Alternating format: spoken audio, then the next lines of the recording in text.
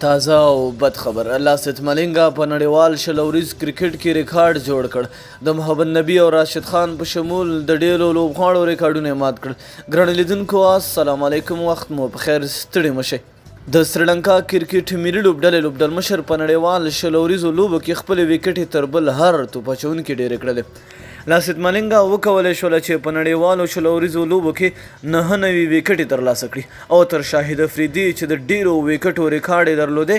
ځان مخته کړي تېره شپه د نیوزیلینډ سره په لوبه کې که څه هم لوبه نیوزیلینډ د سریلانکا څخه په 15 وکټو وګټله خو لاسد ملنګا وکولی شوله چې په 4 اورونو کې د 15 منډو په مقابل کې 2 وکټې ترلاسه کړي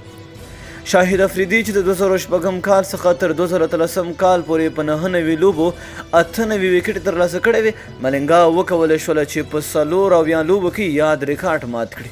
اوس ملنګا په نړیوال شلوریز کرکټ کې تر بل هر توپچونکي ډېرې 99 وکټې اخیستي ورپسې شاهد افریدي 98 همدارنګه شکیب الحسن په 2 لوبو کې 88 عمر ګل په 15 لوبو کې 85 سید اجمل په 4 لوبو کې 15 راشد خان یوازې په 18 لوبو کې 15 او همدارنګه محمد نبی